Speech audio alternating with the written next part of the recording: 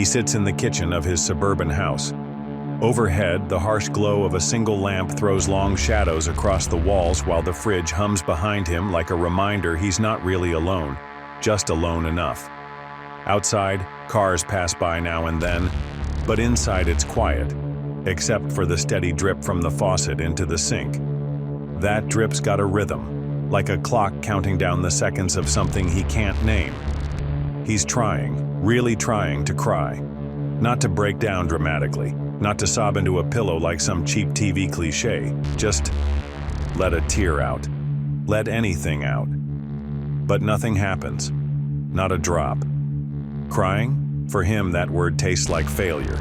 He's an average American guy, 30-something, with a mortgage that eats half his paycheck, a 9-to-5 that leaks into his weekends, health insurance that feels more like a gamble than a safety net, and a family that depends on him showing up, no matter how burned out he is.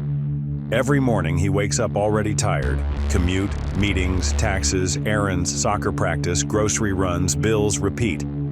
The only time he really stops is right here, alone at this table, long after everyone's checked out for the night. He grew up with "Big boys don't cry," drilled so deep into his spine it might as well be tattooed there. His dad said it during backyard baseball games. Coaches barked it out under Friday night lights.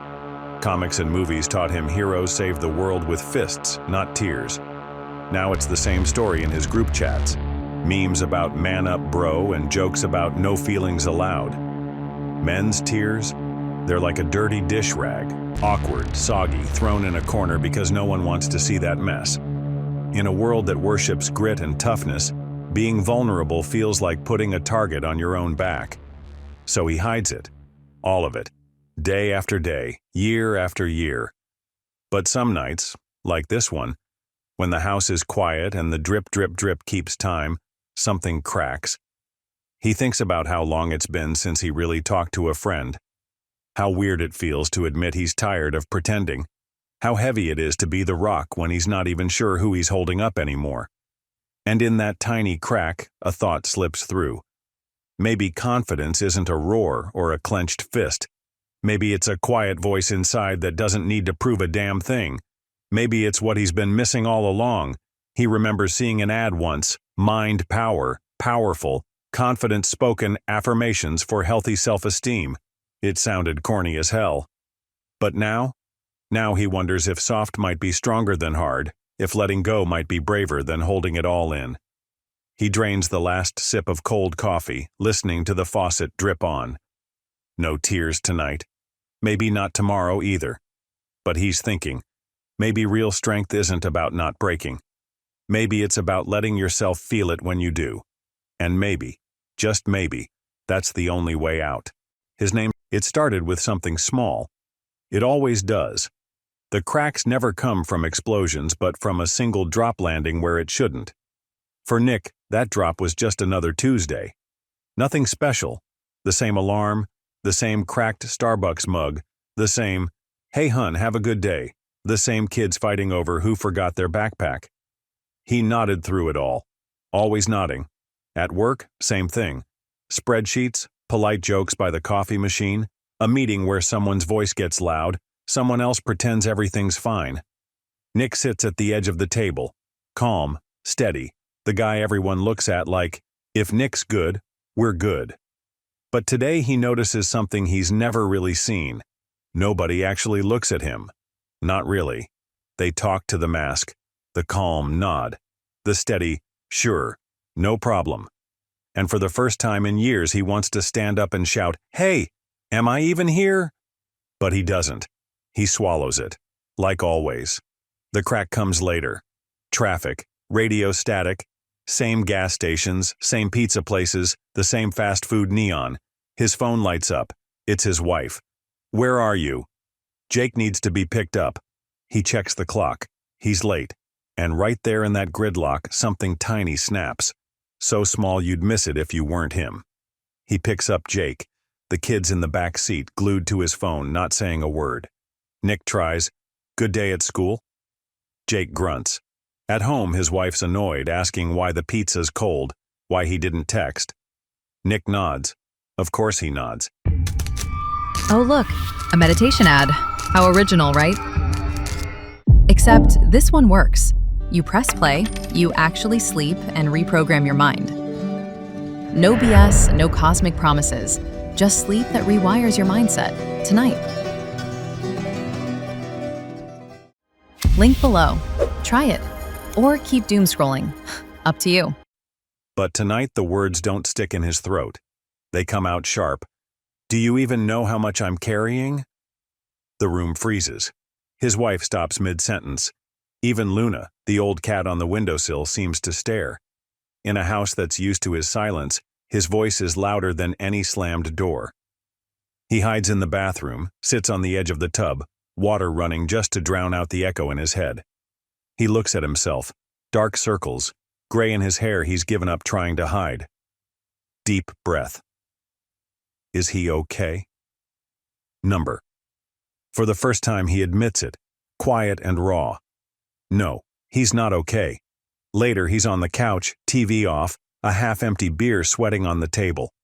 Luna curls up by his feet, but he doesn't feel her weight. His mind's a hum. Mortgage, kids, job, the next bill, the next excuse. He scrolls on his phone. Dumb memes, forced motivation quotes, quick fix gurus yelling, "Man up." He closes his eyes. Nothing. But somewhere under that numbness, something shifts. A tiny push, like a breath in stale air. He thinks about his dad.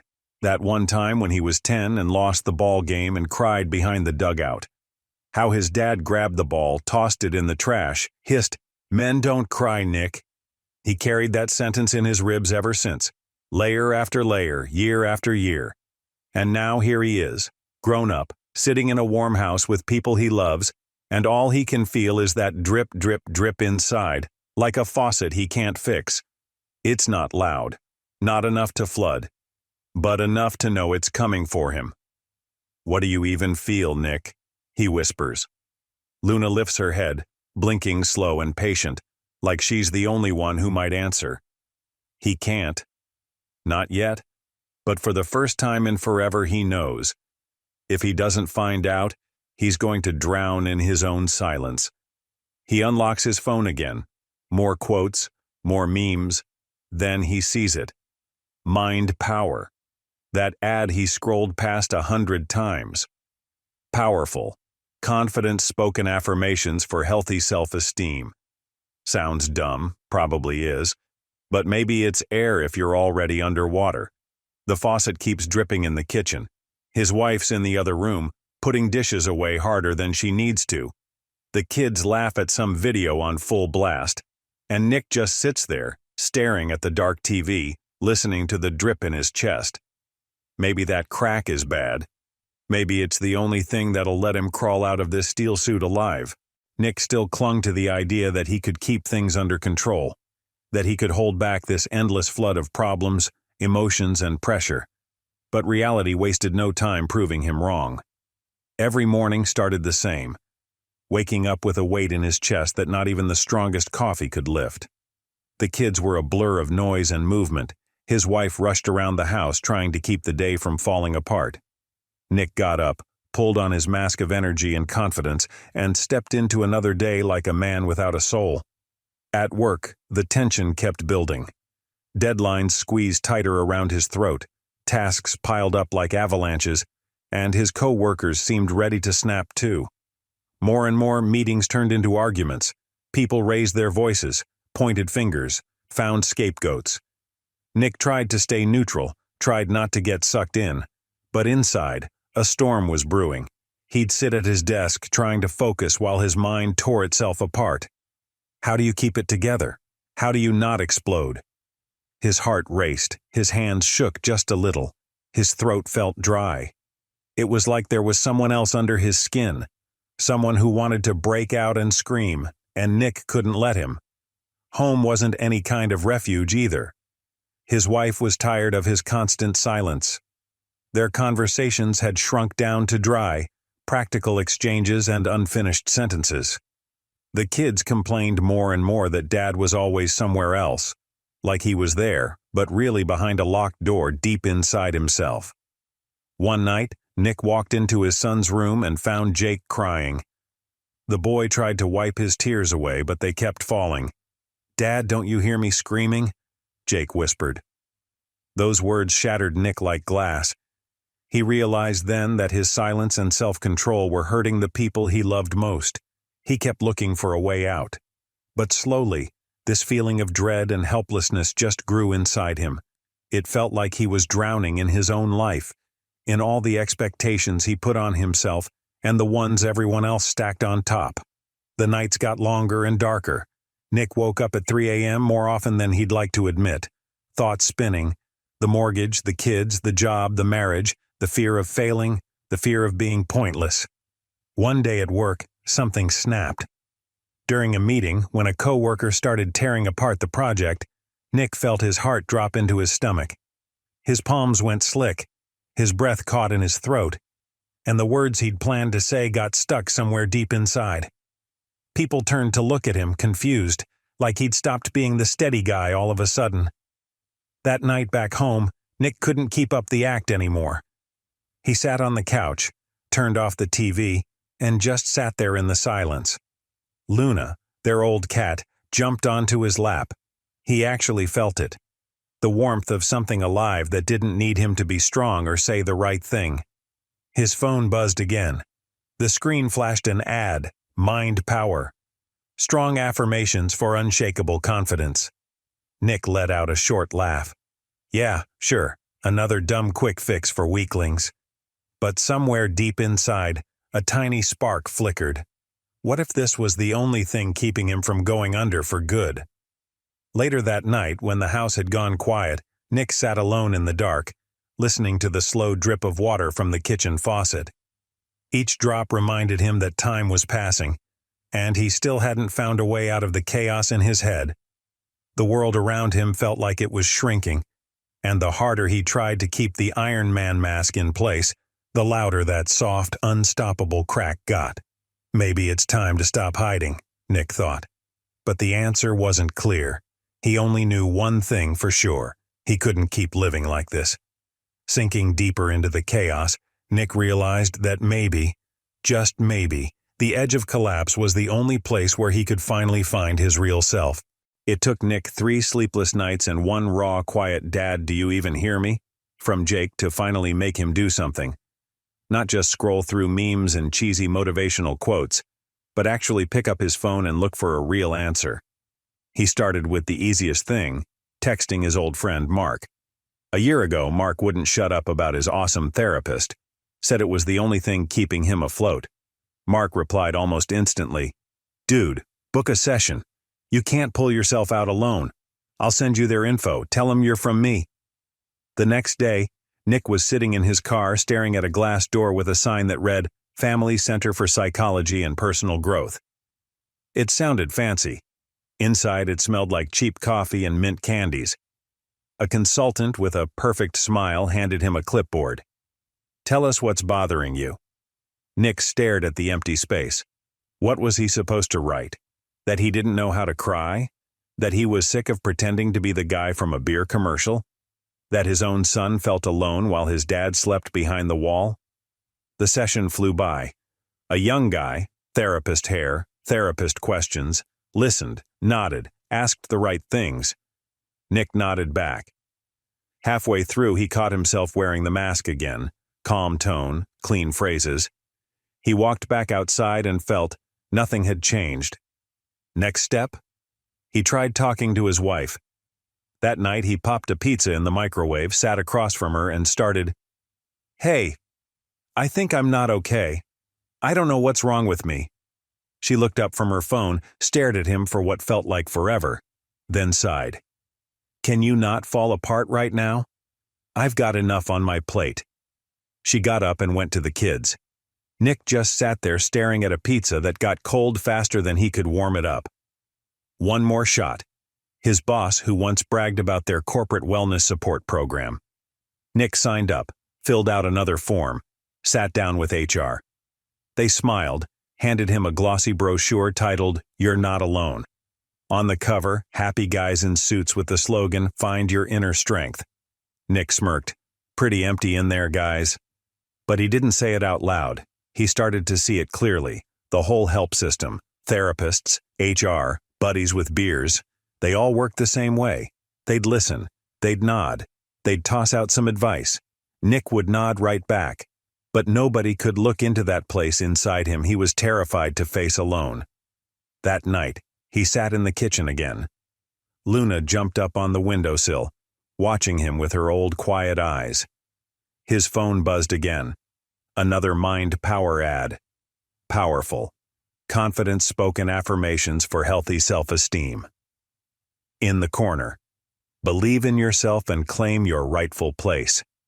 He almost hit skip, but his finger froze.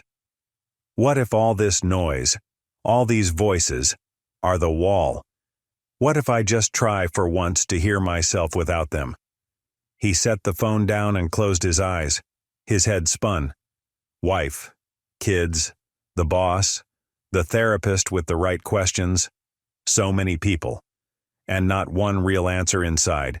It felt like the whole world ran on this same lie. Keep it together.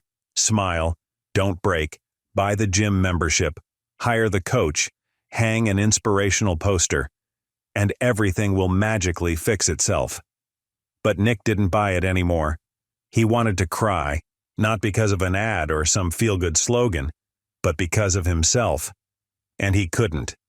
He watched the cat, listened to the faucet drip, and tried to remember the last time he actually felt something real. Not the mask. I'm fine. But something raw, sharp, alive. Maybe the first step wasn't another form or another stranger's advice. Maybe the first step was stepping outside that whole system even for a minute and admitting he wasn't made of iron. He was human. And maybe that's the only thing his son really needed from him. Maybe it's the only thing he'd needed from himself all these years. At some point, Nick decided that if the system wouldn't pull him out, then he'd just double down. He started showing up to work before everyone else and leaving long after they'd gone, just to prove to himself he still had some control. He bought himself a brand new planner, huge, leather-bound, filled with charts and motivational quotes on every page. He started waking up 30 minutes earlier. Did push-ups right on the living room carpet while everyone else was asleep. Stared at himself in the mirror and whispered things like, "You've got this. You're iron. You don't break." Sometimes he almost believed it. He tried once more to reach his wife, bought movie tickets, booked a table at their favorite little Italian place. They sat across from each other. Candles, wine, the hum of other people's conversations. He looked at her and tried to find a sentence that would pull them back to each other. Every time the words got stuck in his throat like bones. She smiled, nodded, scrolled through her phone under the table. Nick pretended not to see. When the check came, he realized he hadn't said a single thing that mattered. And she hadn't asked. The kids went on living their lives. Jake slammed doors. Lizzie giggled at her tablet. Nick tried asking how school was, who their friends were, but got short answers and distant eyes. He didn't blame them. They saw him every day, physically. But the real Nick was buried under a ton of questions he still couldn't answer. One night he snapped. Woke up at 3 a.m. to that same dripping faucet, that endless beat. He got up, walked into the kitchen, opened the fridge, beer, ketchup, a block of cheese, a cardboard pizza box. He just stood there in the cold light, feeling like this was it, rock bottom. He sat down, opened his laptop, started Googling anything. How not to lose your mind. What to do when you can't cry. How to feel alive again. The articles all said the same things. Wake up early. Book a therapist. Take 10 steps to happiness. Nick read 3 pages and closed it all. He'd done all that already. None of it had worked. In the morning, he finally hit play on Mind Power, those powerful, confidence-spoken affirmations. Sat on the couch, plugged in his headphones. At first it felt stupid, then weird. Then the words sank through the noise in his head. And for the first time, he heard his own voice inside. I'm not okay. It was honest. It was awful. And it was true. An hour later, he was stuck in traffic, late for an important meeting. At the office, people shot him side eyes. His boss threw a cheap jab about Iron Nick, the guy who always carries the weight. Nick smiled back and realized the smile had cracked. In the meeting, he couldn't get a single empty line out, just stared at the table. It was like his whole supply of fake confidence had finally run dry. That night at home, he told his wife, "I need to talk." She nodded, but her eyes looked right through him. He started, about the exhaustion, the fear, the way everything inside him was breaking apart. She sighed. "Nick, I'm tired too. Can we just not do this now?" And she went to check Lizzie's homework. He sat there alone. His whole system, work, family, advice from friends, coaches, therapists, wise YouTube videos, all of it just a pile of empty words. The to-do lists hadn't saved him. The fancy new pen hadn't saved him. The early morning push-ups hadn't saved him. Nick realized old tricks can't fix new cracks. You can't slap a motivational sticker over a hole in the hull and expect the boat not to sink. You can't hide behind a mask that's already crumbled to dust. He stared out the window at the empty street. Somewhere in the distance, cars hissed by. The fridge light blinked on and off again. Luna rubbed up against his leg, trying to pull something alive out of him. But inside Nick that night, there was nothing left, except the brutal truth. He'd failed. All his plans, the Iron Man legend, the illusion of control. And for the first time in years, that didn't terrify him as much as it used to. Maybe because there was nothing left to lose. Maybe when the old story breaks, there's finally room to build something real. But for that, he'd have to learn how to tell himself the truth. Even if his voice shook, even if the tears wouldn't come. Nick spent the next few days on autopilot. He went to work, sat through meetings, signed papers, said yes. When inside, he felt nothing at all. He was like a walking scanner, took in words, spit out the phrases people expected. But inside, it wasn't empty. It was quiet, but not empty. Somewhere in that quiet, something new was growing. Raw, restless, alive. One night he couldn't sleep again. Luna curled up in his lap. Nick scrolled through his phone, not memes or news this time, but weird articles about why people are so afraid of their own feelings. He read slowly, tasting every word, checking if it was the same old bullshit or something real. At one point, he stopped at a line that said, "You don't have to be iron if you want to stay alive." He read it 3 times. At first, he wanted to laugh, but he just exhaled. It hurt too much to laugh. At work, he realized he couldn't remember the last sentence he'd said to a coworker. The words didn't matter anymore. During lunch, he didn't go to the cafeteria. He just got in his car and drove. No destination, just the road. Past the same old fast food joints, tire shops, miserable billboards. He turned the radio on and killed it after a minute. The voices didn't feel like his. He pulled into a parking lot by the old city park, sat in his car, watching a few people walk their dogs, laugh, talk on the phone. They were alive. He wasn't. Nick pulled out his phone, opened that Mind Power app that always popped up in his ads. This time, he didn't swipe it away. His fingers shook as he scrolled to confidence. In his headphones, a calm voice said, "Believe in yourself and claim your rightful place." He almost turned it off, too cheesy, but he forced himself to hear it through.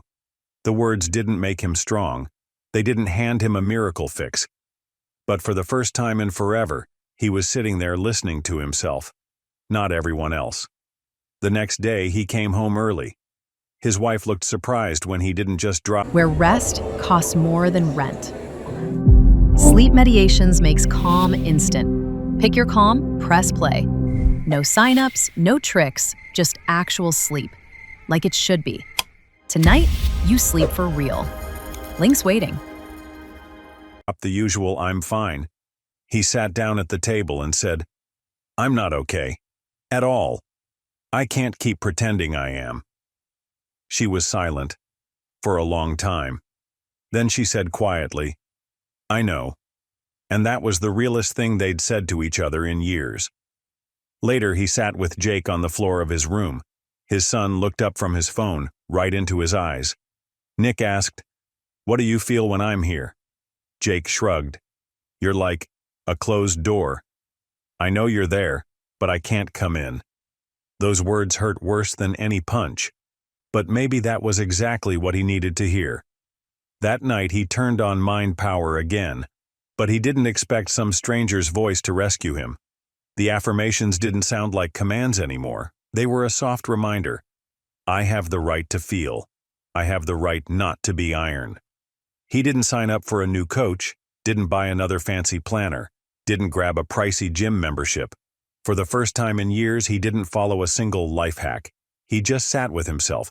No mask, no role, no made-up strong man. The first days felt weird.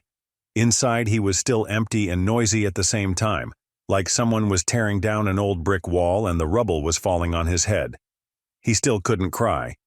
The tears stuck somewhere halfway. But at least he'd stopped pretending they didn't exist. Every day he got in his car and drove back to that same park. Sat in that same parking lot. Watched people. Listened to the quiet. Learned to be nobody but himself.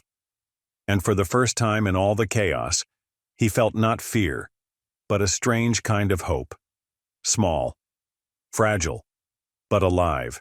Nick didn't become a brand new person in a week. He didn't turn into some smiling guru spouting "happiness comes from within" quotes to his coworkers. He was still Nick, the same guy with dark circles under his eyes, the same dripping faucet in the kitchen, the same son who was still learning to trust him again. But something had shifted. Every morning no longer started with an alarm pounding his skull. It started with a few minutes of silence. He'd sit on the edge of the bed, listen to Luna scratching at the closet door, and just breathe. No thoughts, no to-do lists, just breathe. He didn't read motivational quotes out loud anymore. He listened to his own voice. And yes, most days it still sounded lost and tired, but at least it was his voice. At first the kids looked at him like he was a stranger. Jake still shut himself in his room. Lizzie still ran off with her tablet. But one evening, Nick sat on the living room floor with them, quietly helping build some weird plastic thing that never really turned into a spaceship. And that was okay, because in that moment, they didn't need a spaceship. They needed him, the real him. It wasn't some fairy tale fix with his wife either. They still argued about bills, about who'd pick up the kids, about the missing milk. But in the middle of that mess, there were new pauses, small pockets of truth between them. Like someone was slowly wiping the fog off a window they hadn't looked through in years. At work, he still did what he had to do. Signed reports, listened to his boss, smiled at coworkers. But he didn't try to be some iron hero anymore. If he couldn't meet a deadline, he said it. I can't make that. If he couldn't carry someone else's crisis on his back, he didn't. Some people were surprised. Some whispered behind his back. But that dull guilt he'd carried for years, it was gone. At lunch, he'd slip away. Just walk. No phone. No earbuds. He'd sit in his car, drive back to that same old park none of his coworkers even knew about. Crack a window, listen to the city hum, a dog barking somewhere far off, the wind brushing over the hood. And he'd breathe. He still had mind power on his phone. Sometimes when it all crept back in, at night, stuck in traffic, he'd play that powerful, confident-spoken affirmations track. A calm voice would remind him, "You have the right to be alive, even if you're not perfect." Yeah, it sounded corny, but in that moment it was medicine. Quiet, but real. The strangest thing happened one night. He woke up, went to the kitchen, poured himself a glass of water, and suddenly felt his eyes sting. He froze there in the dark, a grown man who'd spent years training himself not to cry. And here it was, a tight lump in his throat, small but real. The tears didn't pour out. There wasn't some dramatic breakdown. But for the first time in years, he didn't push them down. He just exhaled and whispered to himself, "I'm tired, but I'm here." The next morning, he was still Nick, with unfinished reports, family problems, and exhaustion under his skin. But now he had this new ritual, not hiding from himself. He was still scared, still unsure of so much, but now he knew it was possible to not have all the answers, and still not be weak. He could sit next to his son without saying the right thing, just be there. He didn't have to force a smile at work if it burned inside. He could slip away to a park with no plan at all. His world wasn't cleaner or simpler. But for the first time in the chaos, he had something he hadn't had in years, an honest foothold inside himself. A place to stand, and maybe, brick by brick, build something new. Sometimes Nick still caught himself wanting to go back to the old routine. Wake up, slap on the mask, slam the door loud enough to drown out that quiet voice inside, go out and try to save everyone, anything but hear that whisper. But now that voice didn't disappear. It didn't scream. It just whispered, reminding him, "You don't have to be perfect." One evening, Nick got home later than usual. On the passenger seat, an empty coffee cup, a phone with no notifications, and a rare, quiet sense of calm. He parked by the building and looked up at the dark windows. Behind them, his wife, the kids, Luna, who still needed feeding. And all of it. His life, with its cracks, chips, and things left unsaid. He no longer dreamed of fixing it all to perfection. He just wanted to be in it. Not passing through, not just background noise, but real. In the living room, Jake was fiddling with some school project. Nick sat down next to him, quietly. His son looked up, didn't ask anything, just handed him a pencil. "Can you help?" Nick took it. No grand speeches, no silly advice. Just sat there, drawing crooked lines Jake promptly fixed. And in that simple mess, there was suddenly more honesty than in all his past plans to be the perfect dad. His wife came out of the kitchen, watched them. She smiled, tired, but real. Nick nodded back, silently, but with more meaning than words could hold. Later, he still couldn't sleep. Luna jumped on his pillow, snorted, and curled up by his head. Nick opened his phone. The familiar voice from Mind Power came back, "I succeed at everything I take on. 963 Hertz." He smiled. Success wasn't what he wanted. He wanted to be alive. And maybe, for the first time in years, he felt like that was his real success. He remembered how once he feared that if he let himself break down, he'd fall apart. That tears meant weakness. That fear meant defeat. Now he knew the worst thing was never crying. Never admitting you're scared. Never showing there's something fragile inside. The faucet dripped again in the kitchen. Nick got up, walked barefoot, found the light switch, looked at the old worn table, the mug with cold coffee, and suddenly felt a strange quiet pride. He was still here. He hadn't saved the world, didn't close all the debts, didn't heal anyone else's pain, but he hadn't run away, hadn't slid back into his comfy armor. That night he didn't cry. The tears were still stuck somewhere deep, but he knew they'd come.